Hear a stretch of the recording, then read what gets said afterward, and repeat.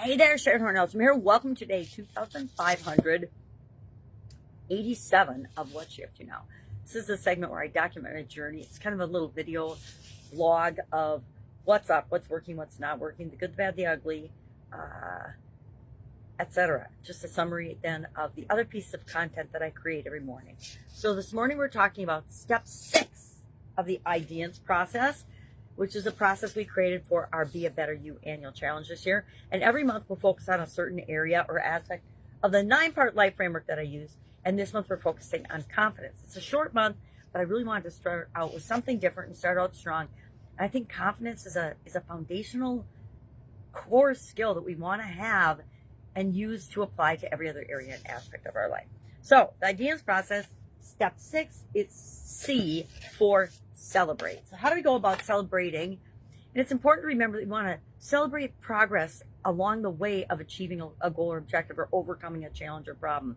If we forget to celebrate, if we forget to pause and reflect on what's working, sometimes we'll get off track and it'll take us longer to create what it is that we want than if we just remember to acknowledge the people that are helping us get there, or the organizations, acknowledge what's working so that we can do more of it and find ways to celebrate that. Now, a group and I just finished a really big project and completed it yesterday. And I'm not sure, we're going to all chat and figure out how are we going to acknowledge and celebrate it, because it was a huge accomplishment and something we can all be very, very proud of.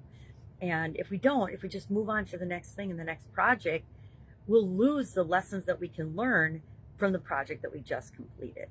So I always like to have a post-mortem, we call it, which is kind of inappropriate in some instances, but it's kind of like the urine analysis.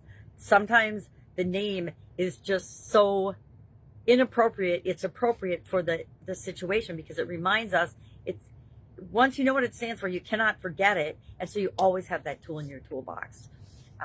And there's different strategies and tools and things that I use like that repeatedly in different areas and aspects of my life, because they are so successful. And we can combine the tools. It's like having a gratitude journal, works for every area and aspect of our life, right?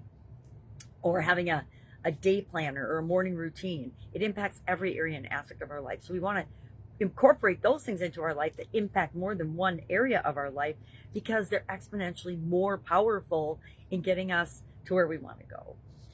So we're celebrating today. We'll figure out another way to celebrate as well.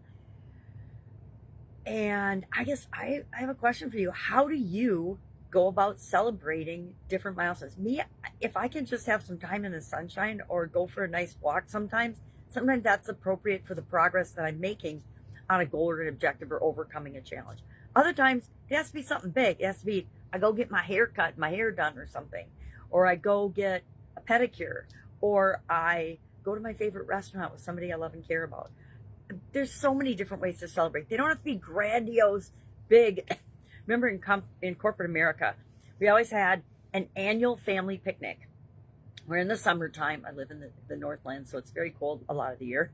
But in the summertime, we can usually find a nice day when it's not raining to have a family celebration. That was what we did in corporate America for decades. I remember going to the Minnesota Mining and Manufacturing 3M ones with my dad when we were kids. We did those, every year for growing up.